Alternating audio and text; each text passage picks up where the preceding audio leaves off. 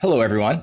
On this episode of Amplified Wealth, we speak with Duane Liedl, a director and senior fixed income portfolio manager at BlackRock. It was a really good discussion. It was great to go in depth on today's municipal bond market with someone who really lives and breathes the asset class. Some conversation points include understanding the recent bond market challenges investors have experienced, how bonds are regaining their place as a portfolio stabilizer. We cover tax benefits, discuss how the recent rate cuts have reshaped bond yields and the potential opportunities that lie ahead. We even take a look at how the municipal bond market has historically reacted during elections and much more. Let's get straight to it, though. I know you'll appreciate this episode, so let me send you off now. Enjoy. So, Duane, were you born and raised in New Jersey? I was. Born and raised just north of Princeton, New Jersey, a town called Montgomery. Moved out about 20 years ago. I live now in kind of southeastern Pennsylvania. So jumped the river a bit for some tax breaks, but Sure. Born and raised in New Jersey. Okay. So you live by is that the New Hope area? Yeah. Right in that Bucks County area. Okay. Very nice. Tax breaks. Is that a good segue? Tax breaks, right? Too soon. Great. So are you guys ready to start? Yeah, let's roll. All right. We'll good. have Nick cue the music then.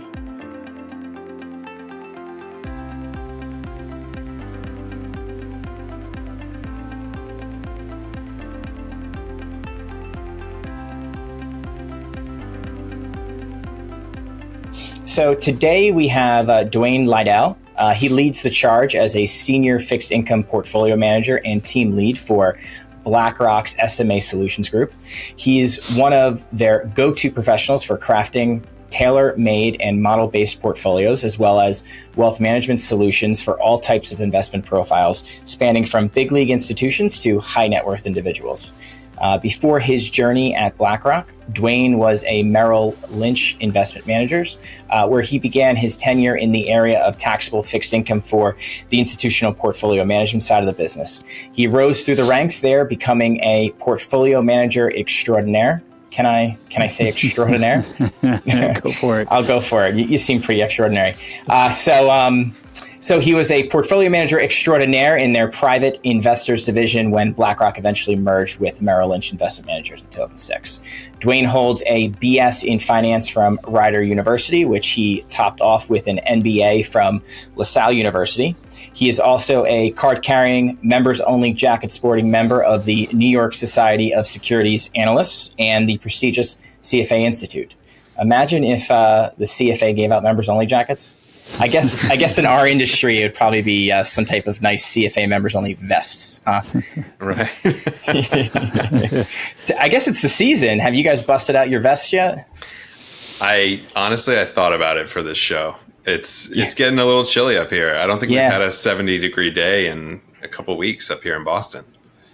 Definitely feeling it this week for sure. Yeah. I don't know what to do with them. Anytime my chest is cold, I feel like my arms are cold. It's a really confusing garment for me. I think I'm outside of the fold on that one.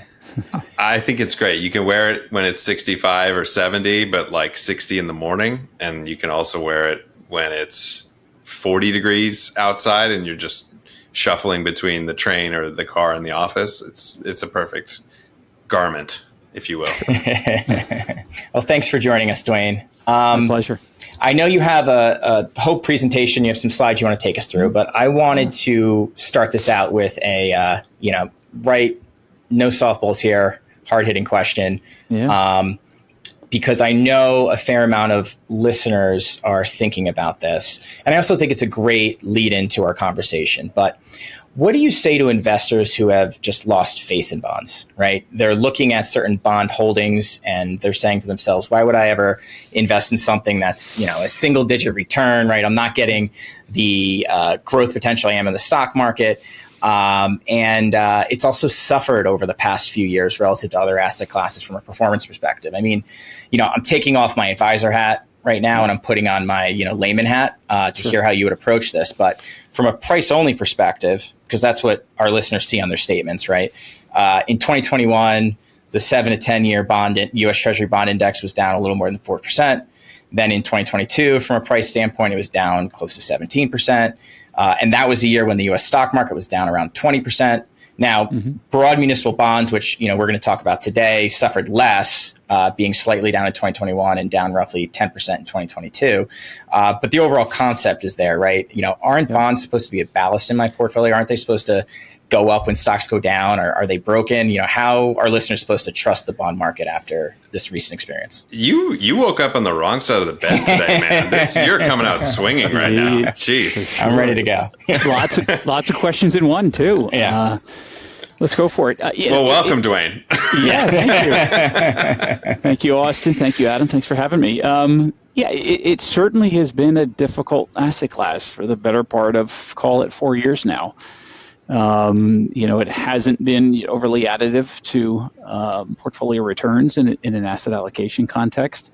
It's certainly in certain years, Austin, that you highlight, negative contribution to returns and a bit of a head scratcher, right? I thought this is supposed to be a relatively docile kind of fixed income kind of asset class, and yet we've had a lot of volatility, and I think it's part and parcel to kind of where we've come from, right? Since bottoming out in yields in 2020 at call it 50 basis points on the 10-year, and then a moonshot higher over the past, call it 2.5 years, and so it's been a frustrating asset class. I think we all have to I think admit.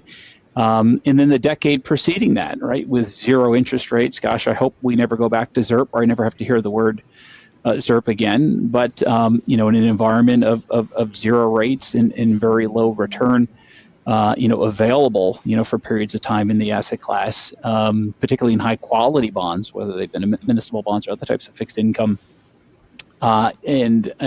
Certainly, a difficult period for investors, as well as correlation benefits, Austin, that you touched on, in periods where you didn't quite get that negative correlation versus equity. I would posit that I think we're at a very different juncture here, right? Thankfully, interest rates have normalized. Both on a nominal and a real basis. I think when we look at vis-a-vis kind of current inflation, and the Fed has started after last week the period of reducing accommodation. Right, we saw the Fed cut of 50 basis points, and you're seeing bonds perform again. Right, when you look at total returns this year, if you're looking at kind of the broad aggregate indices of taxable bonds, returns of close to 5%. Beating cash finally, which we said that they would for the better part of the past year or so, and finally kind of contributing to overall portfolio return and contributing to their ballast properties, right? That negative correlation vis-a-vis equity. So, dare I say bonds are back? I'll probably eat my words with that statement. But it's going to take time, I think, for there's a fair amount of investors that have gotten into the investing or the asset class over the past 5 or so years, which have had not so great experience. I think it's going to take some time to get them back, but usually it takes a couple of Fed cuts, and then folks begin to realize as the yield curve starts its disinversion process that that 5% that I was getting on cash, was great while it was there, but it's not going to last for so long, and I need to begin that process of kind of extending duration in my portfolios, and we're just on the beginning side of that. And so, we think, certainly greener pastures ahead, but not without volatility. I don't think it's going to be a straight line up in terms of return. Yes, we've certainly seen that since April, given yields have collapsed about 100 basis points or so, as the market is pricing in now the Fed cuts through the end of 2025. But it's not going to be a straight line. We're still going to have our bouts of volatility, when the market gets a bit over its skis in terms of the amount of pricing of cuts. And certainly volatility both on the geopolitical as well as domestic side around, the fiscal path that this country is on. And we could talk for a while about whether or not it's sustainable or not. So certainly better conditions vis-a-vis fixed income. Fixed income finally acting a bit more like its more historical role in portfolios. And we finally have yield back, right? If you look at global fixed income today, over 80% of it now yielding over 4%. When you look at it across the globe, you compare that to 2 years ago, that figure is about 20%. So I think a vastly different environment. I feel like the last 3 months, maybe I call it 2 months, 3 months, really when inflation started to be evidently coming down and the unemployment rate was going up a little bit, making markets maybe a little nervous that a cut was imminent. We got that mini correction in the stock market towards end of July, like mid-July into August. And that, I feel like that was the first instance where you saw bonds materially add a lot of value because rates were coming down and the market was coming down. So you saw the correlation working in your advantage if you're a balanced investor, which was really nice. Right. So if, what I'm hearing from you, Duane, if I can just simplify that, is that, not to let recency bias get the best of you, right? The last couple of years haven't been exactly normal. 22 was not normal for the bond market. We can point at, what caused it, and we know what caused it, but that is looking like it's going to unwind. What caused it looks like it's going to unwind going forward, which should have the opposite effect on, the bond market. So going from, where we've been to where we're, what's in front of us. That's right. And I think we have to remember that, right? Bonds are a disinflationary hedge, right? And we've been coming through, right, a period of inflation for the better part of the past two and a half years, right? And that correlation, it backfired during some of those periods because inflation was high. Now we're in the process of disinflating, right? Core inflation getting down into the kind of the mid-twos level on a year-over-year basis, and a little bit below that on a short-term basis. And so those ballast properties are finally returning, and I think are going to be a bit more reliable on a go-forward basis for sure. Awesome. Well, let's dive in. What do we have today that we're going to be walking through? So this is a monthly deck that we put together for clients that just provides a kind of a broad framework for looking at municipals and providing an update on the various metrics that we look at here at BlackRock. So a few slides I thought would be some good kind of conversation starters, if you will. Specific to munis, which are near and dear to a lot of our clients' hearts, particularly in high tax states. So if we want to dive right in, if that sounds good. Sure. Yep. Maybe if we could start with maybe the next slide, please. On the broad economic backdrop, I know we touched briefly on this here in the intro, but by and large, our feeling is kind of peak interest rates are behind us. We saw them peak, particularly for municipal bonds. Back in October, late September, early October of 2023, and with that, we've been able to capture some strong returns out of the asset class. From a growth perspective, we certainly aren't in the recession camp. I would argue probably more soft landing. We still expect some positive growth here. But with that, obviously a Fed that will remain in cutting mode. We think the Fed will cut probably another 50 basis points or so between now and year end, probably 25 at each meeting, and then likely another 100 every other meeting in 2025. So peak interest rates behind us, yield curve normalizing, or what we call disinverting, which is very normal at this point in the cycle, and returning to more trend type growth, not recessionary conditions, at least based on what we're seeing on the ground. As of today, and so that's I think the broad, if you will, economic base case that we're operating under today. Please. Quick question. Yeah. I was talking with someone today. The whole way up when the Fed was raising rates, the market was continuously behind where the Fed ended up being. Right, rates were almost never going out the yield curve, projecting where the Fed actually ended up. And it seems like now the market is sort of overreacting and pricing in more cuts than what the Fed is doing. Do you have any insight on whether the market's going to be wrong again and we should just stop trying to guess and base our investments off what they're telling us they're going to do? Yeah, I think we would argue that based on current pricing, if you look at the Fed funds futures, if you look at SOFR futures, call it out to December 2025, Fed funds futures, pricing in the high twos in terms of expected Fed funds call it a little over a year from now, a year and a quarter from now. To us, that seems a bit aggressive outside of something more significant than a soft landing. So is the market sniffing out something that we're not seeing in maybe some of the lagging data and coincident data that we're looking at? Potentially.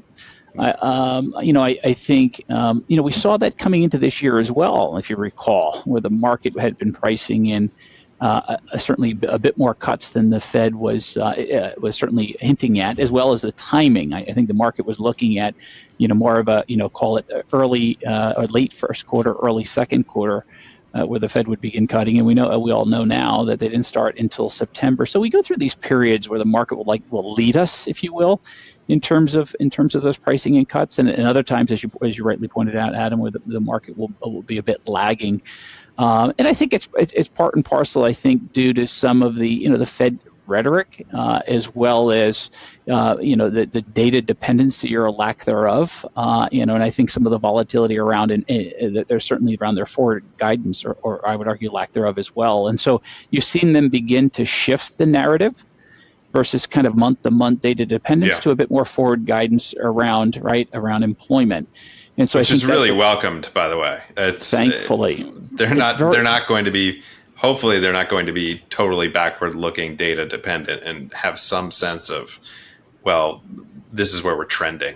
That's right. That's right. And they're solving for as well. The other challenge, right? If you look at the interest rate regime that we're currently in is very, very onerous, right, on the low-end consumer. If you look at the interest rates on used cars, if you look at the interest rates on credit cards, very, very punitive, right, to the low-end consumer, to the floating rate borrower, whether that's in commercial real estate, whether that's in other areas of the floating rate universe, small cap companies, right? But if you juxtapose that, right, to the higher income cohort that owns assets that have been net beneficiaries, right, of these higher interest rates, that can invest in bonds, been the net recipient of this additional interest income.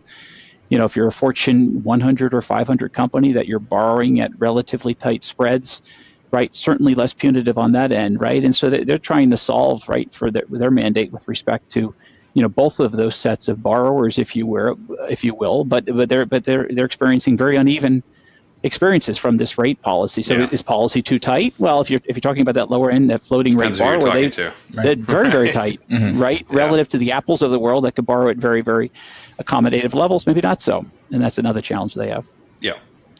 So the next slide, I think, has a bit on performance of municipals. If we could segue over to that. So munis, I would say, generally speaking, have had an okay year, I think, in terms of performance.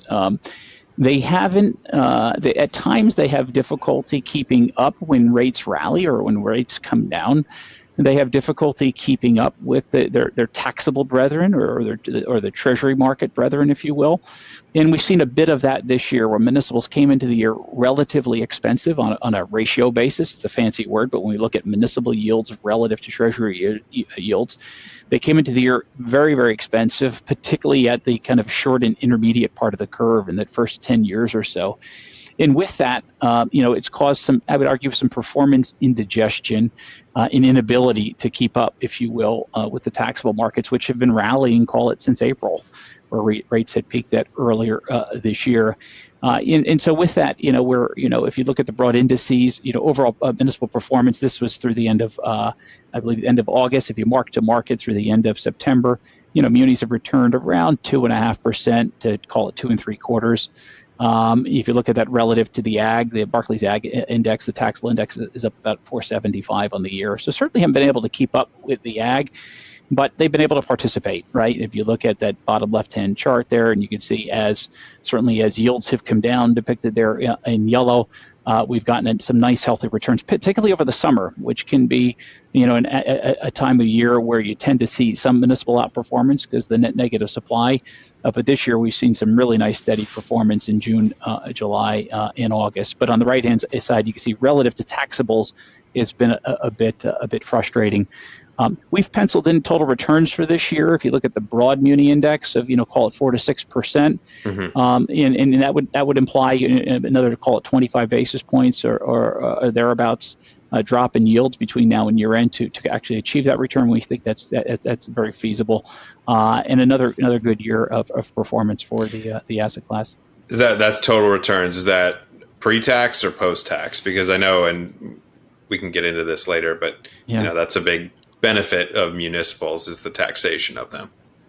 That's right, and that is post-tax. And not surprisingly, we looked at the past 3 rate cutting cycles. Interest rate volatility falls after the first rate cut, and municipal performance has been consistently very, very positive. And if you looked at even over the past 3 cycles, municipals on average have gained just shy of about 1% during the 3-month period after the first rate cut. And so we would argue maybe some of that had been brought forward maybe into over the summer, so maybe we don't quite achieve all of that, but nonetheless, positive trajectory. That's relative to the aggregate bond market. That's absolute performance post the first Fed cut. So we got a little bit of that as pre the first cut, pre-September, as I said. You can see that in the bottom left of that page there. But nonetheless, as folks realize, right, these money market rates are going to continue ratcheting down. You're going to see folks add to duration. That'll benefit the asset class, and you'll see a couple slides in advance here, the flows that we're seeing into munis, which are going to support that view. Yeah, so there's been a concept of locking in yields for longer periods of time as we built up to peak rates and then to where we are now with the Fed cutting 50 basis points. How quickly do you think the market's going to jump in on that thought process of I need to lock in yields, right? With the stock market's always trying to price in a year plus ahead of time, right? And tends to move ahead of news. And by the time it's out there, it's a little late to even react to it in a lot of instances.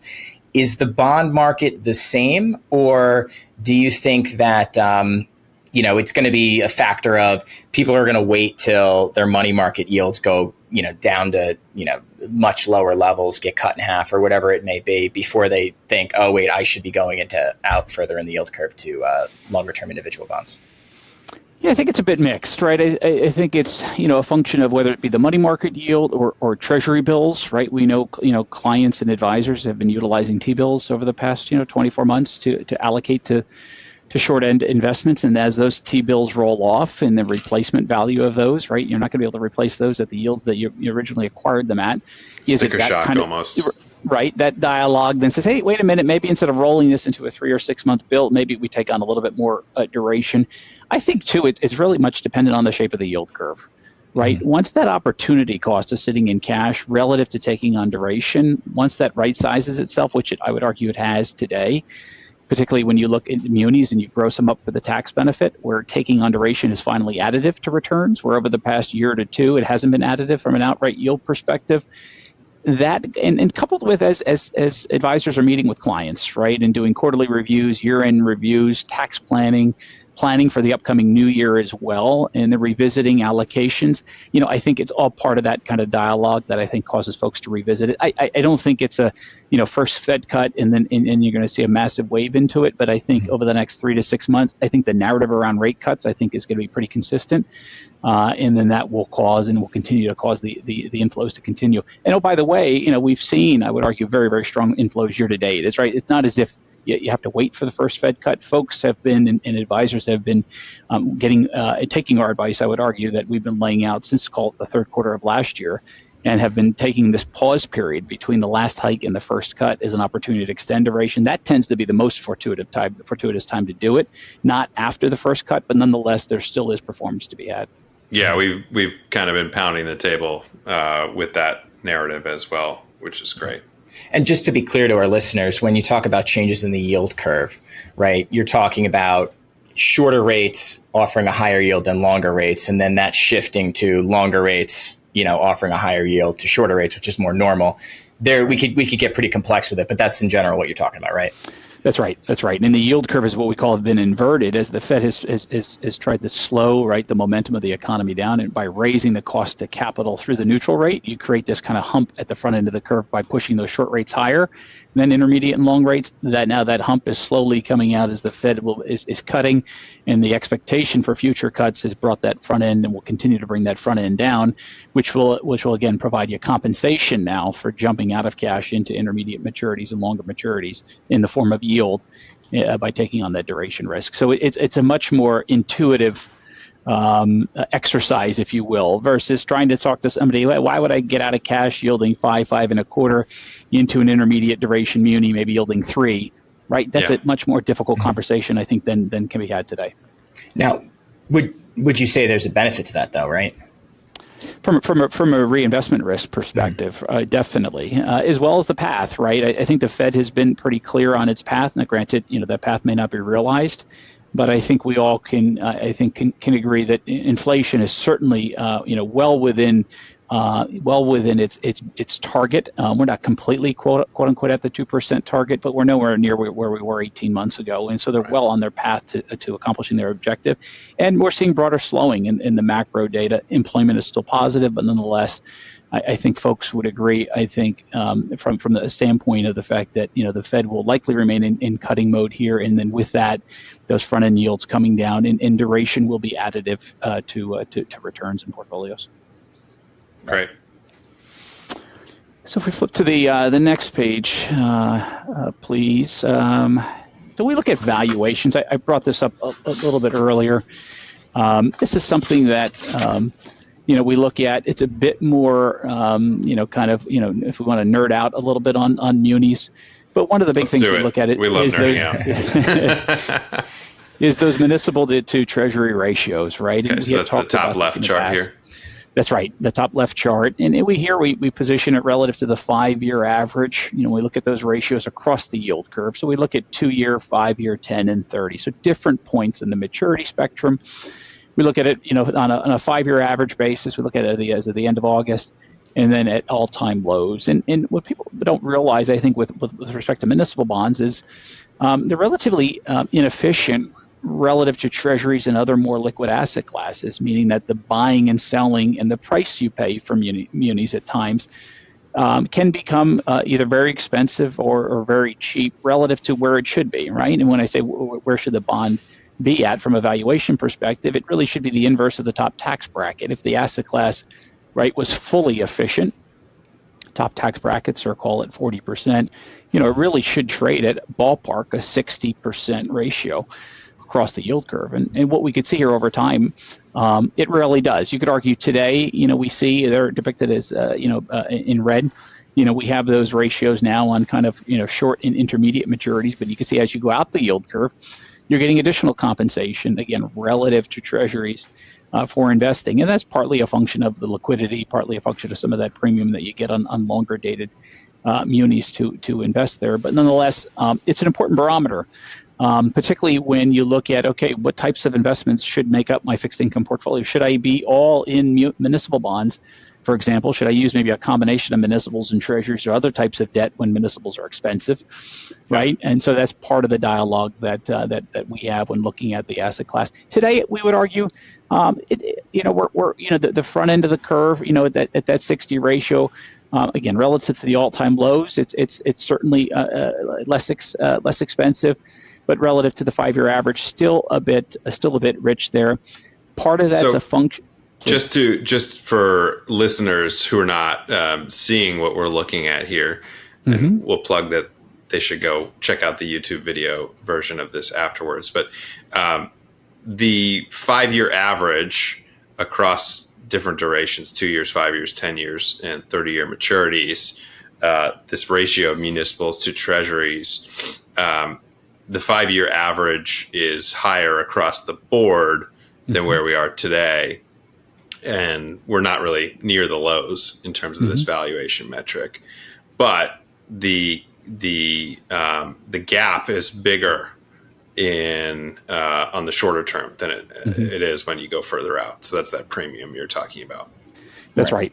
And just to further emphasize what we're seeing here. So, for example, the 5-year at a 65% as of 8/31/2024.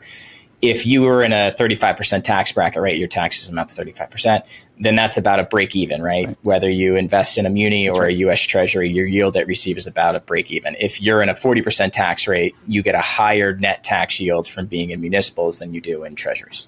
That's right. So the higher the percentage number we're seeing on this page here, theoretically, the better you are investing in munis relative to U.S. Treasuries. That's correct. In terms of That's yield. correct. Yep. And part of the richness of the ratio, right? The lower ratio, or as you get below 65, part of that's a function of demand relative to supply, right? And that those figures will vary over time. I know we have some data here in the upcoming slides on demand and supply, but that's a big variable in our market, right? What type of demand do we have by individual investors, right? Either through mutual funds, through exchange traded funds, through separately managed account portfolios that I specifically manage here at BlackRock. That's a big determinant of that ratio, as well as the supply that's coming to the market through new issues, through new underwritings of new deals coming from state and local governments. And so there are periods where that ratio can get very distorted relative to history to count for those supply and demand dynamics. When we look at municipals, though, relative to corporates and other types of fixed income, you're certainly seeing a bit more, and we see that depicted on the bottom left of this slide. When we gross up the municipal yield, relative to corporate yields here, particularly over the past couple of weeks, corporate yields have certainly ground even tighter here post the Fed cut, which has made municipals on a tax-adjusted basis more attractive relative to their corporate brethren. So I think we're all pointing to the picture here that when you account for the tax exemption, I think a relatively favorable backdrop for the asset class, not as cheap as it's been, again, relative to the 5-year history, but nonetheless a pretty favorable tax backdrop or investing backdrop for folks, particularly at the top part of the federal and state tax bracket spectrum.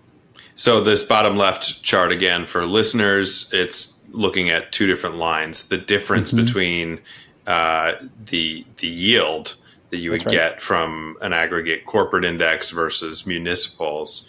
And for those in the top, there's two lines here, one representing a top tax bracket and one representing a mid tax bracket.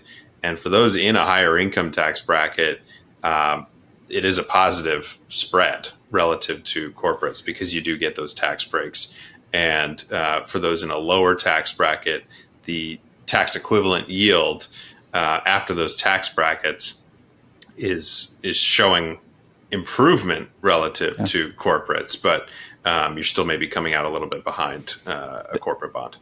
That's right. And that's why the tax bracket coupled with the valuation, those are key determinants in determining how much of the asset class that you want to hold in an individual client portfolio. So those are key inputs when discussing fixed income and the composition of it. Not only the current framework and the current spread levels and the current ratio levels, but what's the client's tax bracket? Does it necessarily need to be all municipals, and do munis need to make up the entirety of the allocation, or could you have a blend of municipals as well as other types of fixed income? I think is an important aspect to consider. And there's many factors here, right? You could be in a middling federal tax bracket, but if you're in a very high state tax rate, maybe that has some implications. So, this is why for listeners who do or don't have or have differing percentages of municipal bonds, this is very much an individualized conversation and planning topic that you'd have with your advisor. Right. And I'm assuming you're not advocating for people jumping in and out of municipal bonds, going from munis to treasuries to corporate bonds, just based on where the spread is at that moment, right? That's right. Generally, clients, choose an allocation based on what they expect their effective tax rate to be for the next 3 to 5 years, right? Generally, effective tax rates don't bounce around that significantly year in and year out. The trend, though, Austin, that we have seen over time is as folks get into retirement and further into retirement, some will see a decline, right, in that effective tax rate, where potentially the use of municipals may decline the further and further they get into retirement as that obviously active income comes down. But no, we're certainly not advocating switching that allocation on a more aggressive basis quarter to quarter based on valuation, but something that you want to set up and you want to revisit, call it on an annual basis if you see a more significant movement in those ratios. But by and large, it's something that you build, when you build into the portfolio makeup, you revisit it. If ratios get really extended, maybe it's an opportunity, particularly as bonds mature, maybe as municipal bonds mature in your portfolio, if you have a separate account, to maybe introduce some taxable debt. But the buying and selling and doing it on a more kind of tactical basis is not what most clients are looking for out of the asset class. This I want to make sure we touch on this chart on the bottom right, but when I'm looking at this, and this is municipals and the yield they're offering at the two different tax rates versus the actual dividend yield on the S&P 500, this just screams TINA, right? There is no alternative that you can see. All three of these lines are right next to one another. Why would you have, if your yield equivalent based on your tax bracket is the same as the dividend yield in the S&P 500, yet with stocks you have upside potential? Why would you invest in anything other than stocks, right? That was there is no alternative, or TINA acronym, that was going on in 2021, even before that, I'm sure, to some degree. And then you can see the two lines of the tax equivalent yields, depending on your tax bracket, just completely divert from the dividend yield of the S&P 500. This is an awesome chart. Yeah. Yeah, and then you go back during that time period where it was we talked about post GFC and right there, call it before COVID, where you had very little yield, right? There's always two components of your return in fixed income, right? There's the price appreciation or depreciation, right, based on the movement in rates, and then there's the income component. Well, there was the income component of fixed income was gone because rates, we had ZIRP, for a long period of time post the global financial crisis. And it made the proposition, even relative to equities or other types of higher yielding fixed income going down the capital stack, introducing more equity-like fixed income, that you almost had to own that as part of a broader fixed income portfolio to try to generate yield. Because as I mentioned earlier at the onset, you had, call it only 20% of the universe yielding over 4%. Now we have over 80% today. So again, I think what it exposes is just the very different backdrop that we're in today. I would argue even to the relative to the past 15 years or so.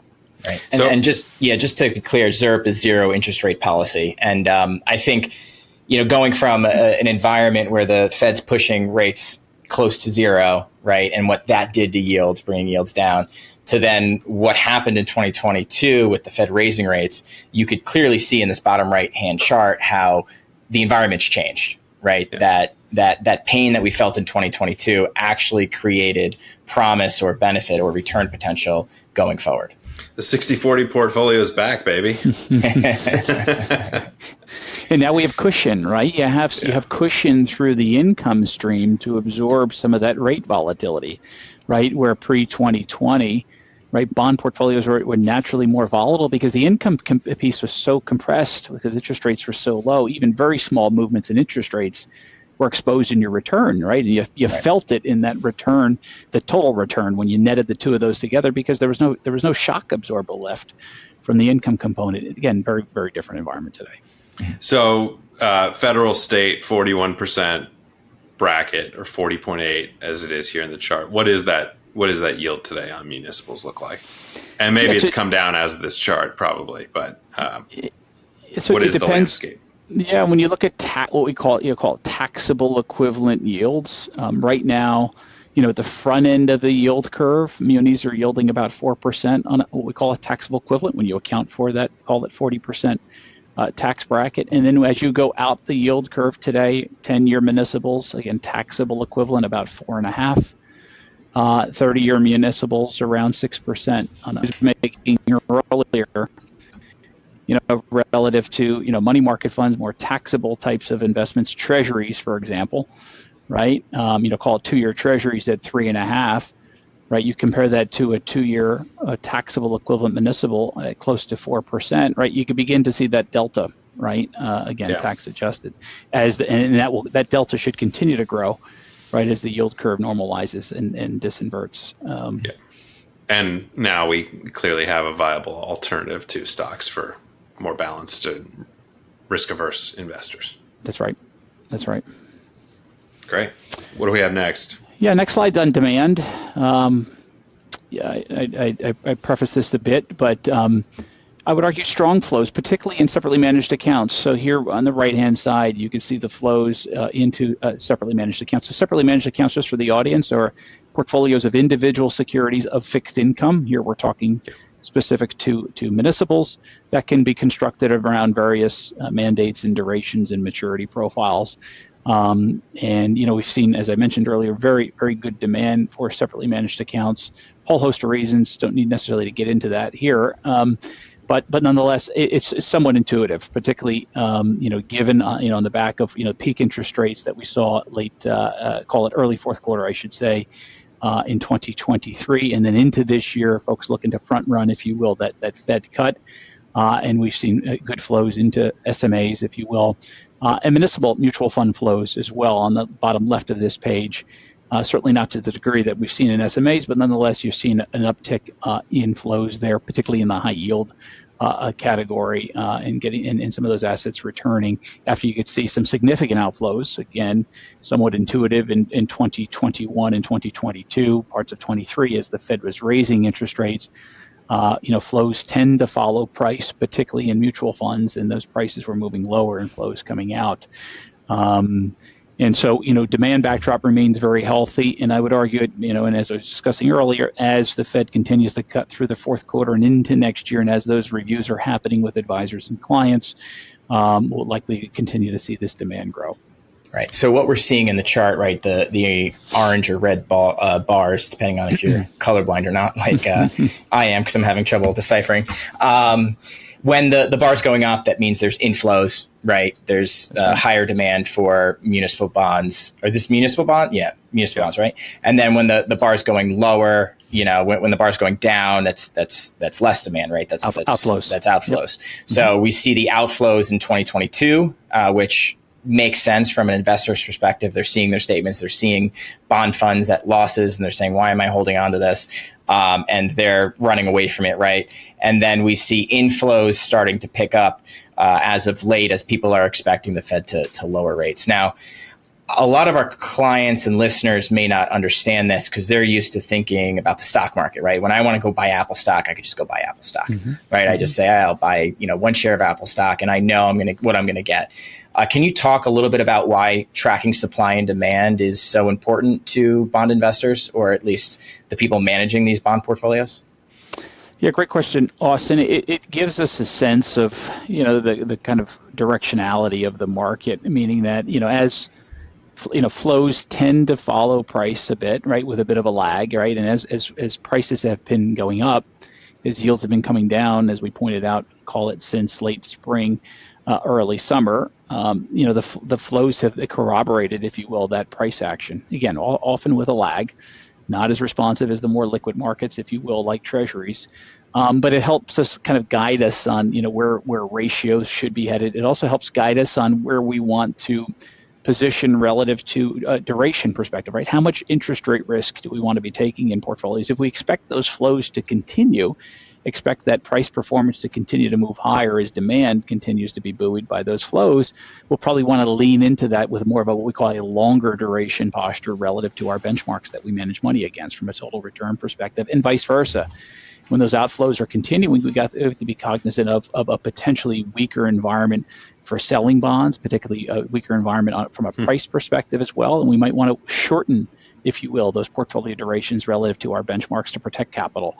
So it's a good guide for us in terms of where's the road headed, right? Is it a straight road ahead? Do we have to pivot left or pivot right, depending on what our buyer base is doing? And individual investors, right? The retail client is dominant, if you will, in munis. Very different than other asset classes where you have a much more institutional presence, a much more global presence. Munis are very obviously domestic, home country, and individual investor biased. Mm-hmm. Right. So we could think of buying and selling bonds more like an auction, right? Where each bond is very unique in its own way. Apple, there may be two different Apple bonds, both maturing in 5 years, but they have different contingencies, different line items kind of in the paper that make them unique in their own way. And so when demand picks up, right, you could think of that as there's more people attending the auction, right? There's more people wanting to bid. When demand's going down, less people, are attending that auction. So as demand goes up, it becomes easier to sell a bond at a higher price. And when demand goes down, as a buyer, you can get into a new bond at a better price, right? Because, there's less competition for the purchasing of the bond. That's right. Absolutely. A question on demand. Mm-hmm.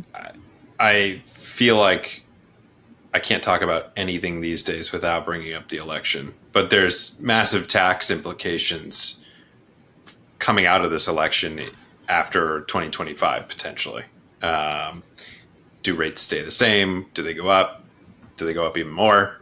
I don't think they're going down. But do we expect that to have some sort of, we're talking about the price of the bonds going up and people chasing returns as the yields come down. Is there another tailwind potentially for liquidity here in terms of demand coming from tax law changes down the pike? There could be. I think there's a couple of different factors at play, right? I think the certainty of the election itself at times, right? At times, folks will, leading up to an election, maybe pause on a particular investment or investment decision until the outcome of the election is more known, right? So you could have that factor into the flow dynamic, in and around an election. I think what we're going to learn from the election as well is just the makeup, right, of the presidency relative to Congress. What does that makeup look like? Do we have divided government? Do we have unified government? That will help dictate potential for policy, right, in 2025. I think specific to tax policy itself, right, depending on, who's in the White House and how the makeup of government, unified versus divided, right, could that have some impact on tax rates? Certainly. There has been some talk about the repeal of the SALT cap, the state and local tax deduction. I think I heard maybe Trump made a statement about that, over the past week to 10 days, right? That could have an impact on in-state demand for municipals, and we saw that change a number of years back. I think that's something we have to look out for. So yeah, in and around the edges, does tax policy affect municipals, and particularly given the election here is almost upon us? Could we expect some heightened volatility potentially around that? Yes. Every so many years, sometimes you'll talk about the exemption being curtailed. Right. We haven't heard much about that, in this election cycle, but from time to time you hear talk about curtailing the tax exemption available to high net worth. And so that's another factor. But again, has been pretty quiet thus far. But we wouldn't expect any significant changes, in and around specific to the election to affect the supply and demand backdrop for munis. Great. Right. Thank you. And waiting really isn't necessarily the best situation, right? I mean, you mentioned investors may wait, right, to see what happens and then take action. But for, our clients, for our listeners, waiting isn't always the best, right? Because you could wait and then there could be, because of the results of the election, a high demand for more munis. And if you held muni exposure at that point, right, your muni values would go up, the price would go up, they'd become more valuable, right? So it's a bit like the stock market, trying to time the stock market to fool errands. With bond investing, it's somewhat the same, right? I think that's fair, right? It's very difficult to try to make that timing call, when to get in and when to get out of any investment for that matter. And I don't think we should expect this year to be any different. I don't think that the policy changes of either candidate, I don't see, at least on the horizon, of what's been discussed to date, to be significant enough to really warrant, right, that kind of break even potentially associated with waiting and sitting in cash here at the moment, unless there's some larger policy conversations that are going to be discussed over the next month or so. Absent that, I don't see either a candidate proposing anything onerous one way or the other with respect to positive or negative, if you will, with respect to munis. Right. Awesome. So with demand comes supply, right? That's right. As with everything in economics. That's right. Macro one-on-one, right? So the following page here. So supply, I would say this is one of the big factors for us on a year-to-date basis. Supply is up about $100 billion year over year, about 40% year over year. And a fair amount of that, if you look at, folks will ask, well, what are those key drivers contributing to that significant uptick in supply? A couple of different things going on. One being issuers looking to, front run supply ahead of the election, ahead of potentially some volatility around the election. That's certainly been a driver. Lower borrowing costs as yields have come down relative to, taxable fixed income debt. That has certainly been an area that we've seen some additional supply.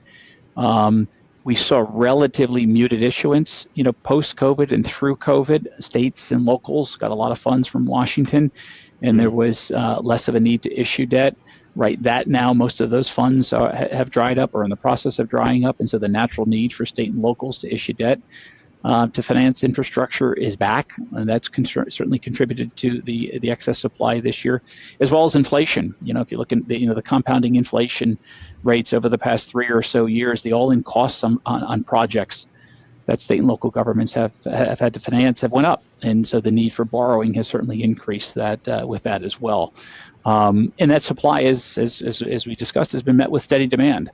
So it certainly has been one in which the supply has been well absorbed, if you will, into the marketplace. But particularly, as we look at supply from here, through October, we're expecting on average, 11 to kind of 13 billion a week in supply. And it's particularly interesting here where we're getting this additional supply ahead of the election. It's in a period where reinvestment demand, when we look at the amount of bonds maturing over the subsequent period, right, because that's a big source of demand in the market, not only kind of organically through new money, but also as bonds come due in a portfolio, like you're going to look to replace those with new bonds. That reinvestment capital is only going to be about half the supply. So it could potentially here be a period where we could have some good opportunities, potentially through some indigestion in the market, potentially because of the excess supply relative to demand, to put some new money to work today. Great. This chart on the left I find interesting.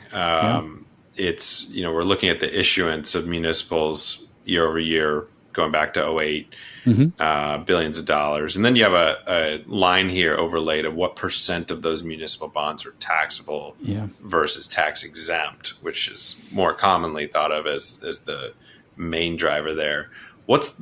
In 2009, in the depths of that recession in COVID, we see this spike up in the percent of issuance actually being taxable. What's the main driver there? Yeah, in the 2009, particularly around Build America bonds, if you remember, BABs were brought out. So we saw a significant spike in the issuance of taxables. And then again, after the 2017 tax law changes, the Trump tax law changes, made taxable municipals a viable financing alternative for state and local governments. When the ability for state and local governments to advance refund municipals with tax exempt changed, essentially was outlawed, and so they had to use taxable bonds to refinance those tax exempt municipals, and so you saw that spike there after 2017. This year we're running at around 7% in terms of overall taxable issuance, and you could see much more kind of on a normalized basis in that kind of mid to high single digit basis in terms of percent of taxable. And how do economic cycles affect municipal issuance? If we're not in a recession or entering a recession or, peak to trough, how does that work? Do you see more municipals issuing more debt in recessions to stimulate the economy, or what does that tend to look like? Yeah, I mean, so one of the beauties of owning munis is, the municipality, state governments have to run balanced budgets, right? You can't deficit spend. You can't run counter-cyclical policy, I think, which maybe is the question that you're getting at, like the federal government will run, right? But they'll issue supply based on the needs to issue debt for operation and maintenance, if you will, at the on more of the revenue side, if you will, of the ledger. But at the state level, it's really a function of tax receipt trends relative to borrowing or overall state tax receipts. If you look at income tax receipts, sales tax receipts, the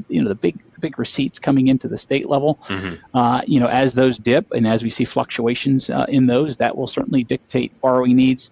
Large capex, large financings that need to occur certainly will dictate borrowing needs. The level of interest rates, right, and how economical it is to borrow is certainly one as well as what's going on at the local level. If you look at local governments relative to state governments, local governments source a lot of their tax receipts off the local real estate assessments in that town, right? And so we saw during 2008 and other periods of time where local real estate values were depressed, potentially kind of less borrowing going on at the local level, but more borrowing going on at the state level to help subsidize those local borrowers.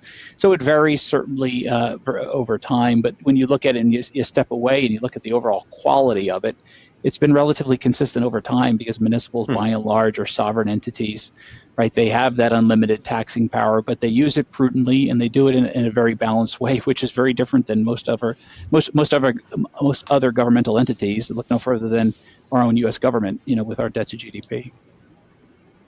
Great. And maybe that's a good segue into fundamentals on the following slide. We think states and locals are still, very well positioned here.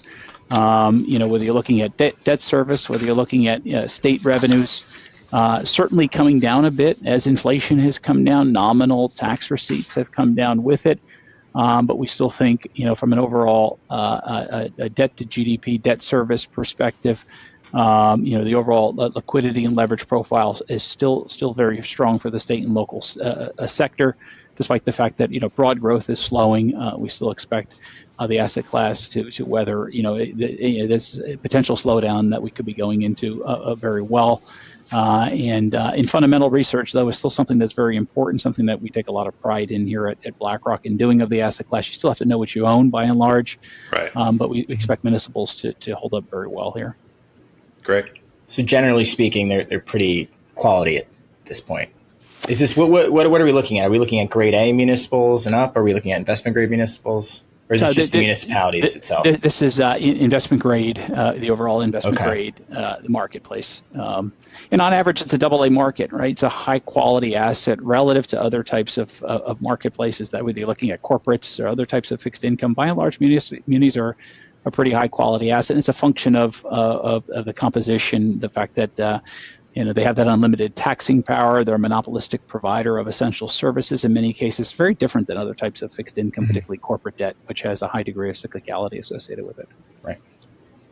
And then maybe last but not least, in terms of the kind of prepared remarks here on strategy, if we want to flip forward 2 pages in terms of kind of where we're positioned in client portfolios. One more slide there we go, strategy. So in terms of positioning, we're relatively neutral here. As I mentioned earlier, we have the ability to extend durations or shorten durations. Vis-a-vis our benchmark. We were a bit longer earlier in the year as rates were falling, have dialed that back a bit here as we think valuations are more fully valued. And then in terms of kind of how we're positioned on the yield curve, we have a bit of a barbell, right? There's different ways to get at that duration through how you want to position in terms of your maturities.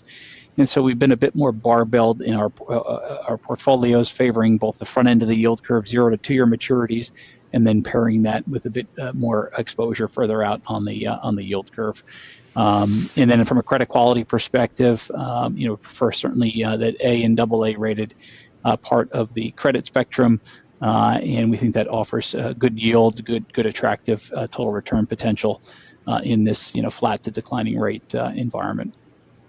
Does the municipal yield curve typically follow and look identical to the Treasury yield curve? Not necessarily identical. Good question. So the supply and demand factors will certainly dictate the curve to a degree, but the overall shape, generally speaking, will follow the Treasury curve. Again, generally with a lag, but you can see that kind of hump at the front there. That's slowly working its way out of munis. Municipals generally have a bit more of a steeper yield curve. That yield premium or that term premium that you get in munis. Certainly a bit more because we saw that in those ratios, right, where you're getting more compensation out the yield curve. So directionally consistent with the Treasury curve, but shape-wise will certainly vary from time to time. And we've still been inverted. Is there some sort of 2 10-year spread that is often cited with Treasury markets? Is there a similar inversion metric, or is it the same 2-year 10-year spread that is often quoted for munis as well? Yeah, certainly a positive spread is favorable. Today, 2-year, 10-year spreads is about 30 basis points. So certainly headed in the right direction. And again, relative to where we've been, certainly a positive. But that'll reflect Fed policy. That'll reflect inflation expectations in the market. There isn't a particular spread or differential that we target, but you want to position your investments relative to that spread, right? When the curve is deeply inverted like it had been, that barbell structure is certainly more in favor. when you get to more of a positively sloped yield curve, you want to begin to kind of more, ladder, if you will, your maturities, where you can benefit from the roll down as those bonds roll down a positively sloped yield curve. So it'll dictate your positioning for sure on a yield curve basis. That makes sense. Great. Awesome. This has been very helpful. A lot of fun, interesting. It's a topic that I feel it doesn't get enough attention, but is such an integral part of high net worth individuals' portfolios. So I'm glad we took the time and had you come on here and share a little bit about the market and the state of the market today. It's one of those asset classes that I think more people should be talking about right now. They'll probably start talking about it in a year or so when it's a little bit, not too late, but you won't be able to get the benefit necessarily as if, you started to think about adding to allocations now, for those that do have a fixed income budget within their long-term wealth plan. But I think it's going to become more and more on people's radars, and now's the perfect time to jump into it. So I really appreciate coming on, Duane. My pleasure. Thanks for having me. Yeah. So at the end of our episodes, we always, and hopefully you got tipped off on this and we talked about it a little bit, had some time to think, but we always like to leave listeners with something completely unrelated to, finance or municipal bonds in this case of this episode. But we have a segment on what's new. Anything that you've been into lately, watching, reading, hobbies, trips you've been on, anything like that come to mind? Yeah, nothing too significant. I would say, just trying to get outside more. I've, been taking the opportunity to do a little bit more, outdoor biking, particularly mountain biking. You live in an area of the country where there's a lot of trails, and been there, called the better part of the past 20 years or so, but never really took advantage of all of the kind of outdoor activities. And so I've been doing a bit more of that over the summer and into early fall, particularly as the weather is certainly moving in the right direction for that. So just trying to get outside, take advantage of the outdoors, and all it has to offer in the Northeast here. The weather's been great for that recently, right? Yeah. Do you have a mountain bike? Do have a mountain bike, and so again, a lot of parks as well around me, and never took that opportunity to get out and get out in nature a bit. And so I've been doing that, really enjoy it, and highly recommend it, particularly in the fall. Yeah, there's something freeing about getting on. Sorry, I keep cutting you off, Adam. There's something freeing about getting on a bike. We have me and my wife have electric bikes, and we live by the shore, so it makes going from town to town just that much easier, right? I could get 3 towns over just as quickly on the bike as I could in a vehicle. But this time of year, we love getting out. It's not too hot, not too cold. We love just getting out, taking it to a restaurant, or just zipping around just to waste some time. For sure. And we all know winter's around the corner, so get out while you can and enjoy it. Winter's coming. Well, I should date stamp this, but today's September 25th when we're recording this, and the autumnal equinox just occurred a couple days ago. And I feel like the transition seasons of spring and fall they always get a bad rap. They're underrated to some degree because it's, if you're a skier, you like winter like I do, that's great.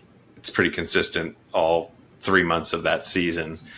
If you like the summer, that's great. It's pretty consistently nice and warm. But those transition periods, they can be really nice. You just got to change your attitude and your mindset and view it a little differently. It's all about framing. That's great. It's all about framing. That's right. What do you got for us today, Austin? So, you did timestamp us at September 25th. So we were looking for something to watch over the weekend, and we came across on Apple TV a documentary called 9/11 Inside the President's War Room. I don't know if either of you guys have seen it, but I highly recommend it. It came out, I think, in like 21, but we just came across it now, and they interview President Bush and his top advisors on that day, and you kind of walk through hour by hour, sometimes minute by minute, what was he thinking about? What was he worried about? Why he handled things a certain way, why he didn't handle things a certain way. And it was really interesting because I learned things that I didn't know about that day. Learned things about project management and I guess disaster management, that you never would have. It was a good mental exercise of just kind of putting myself in their shoes.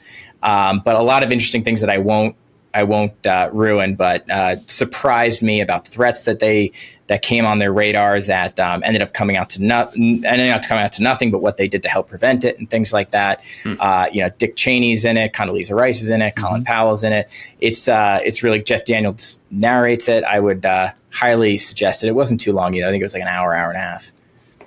Good. Let's check it awesome. I'll check that one out. My what's new is not something technically that I've watched yet, but heard good things. And I was talking with John McKenty from your team, Duane, yesterday.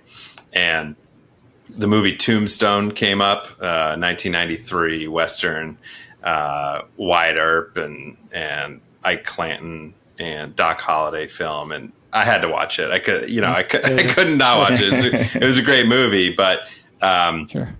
There's a new Netflix documentary out that I'm probably going to check out this weekend. Wyatt Earp and the Cowboy War. It's a new series on Netflix, so that's going to be that'll be my what's new. And I guess by the time the audience listens to it, I'm going to have watched it, and it'll be great. We'll need your Rotten Tomatoes score. I will do that. I looked it up. It's 7.8 on IMDb. But documentaries in general, I feel like with the rise of streaming television, there's so many more, high profile content creators now that I feel like documentaries in general. I mean, Austin, you and I had not shared what our two what's new topics were going to be, but they both happen to be documentaries. I feel like the amount and quality of documentaries coming out of late are great. Incredible. But it's something I personally, have not taken the time to dive in and really focus on an event in history or some sort of topic and explore that deep enough. So, my what's new is just going to be a sales pitch for all documentaries out there. There you go. I don't know about you guys, but there's something about it where I just don't want to start the next documentary. Like there's documentaries I have tagged. I'm like, oh, that could be interesting. And then I go to watch it. I'm like, you know what? This feels like work for me. But then the ones they're always so great. When I do dive in, they're always so great. Right. Yeah. They're always so captivating. But for whatever reason, it feels like work up front. So if you're listening to this, take that leap. I know you don't really want to do it deep down, but go and watch that documentary. Right. You can always turn it off in 15, 30 minutes. And if anyone from Netflix is listening, we're happy to sponsor you on our next podcast. There you go. Great. Well, Duane, thank you very much. Adam, the listeners, thank you. Please remember to like, comment. Positive comments are always great. And follow and all that fun stuff, whether you're watching on YouTube or any of the podcast apps. We really appreciate it. Thank you. Thanks, Duane. Really appreciate it. Thanks for having me. Take care.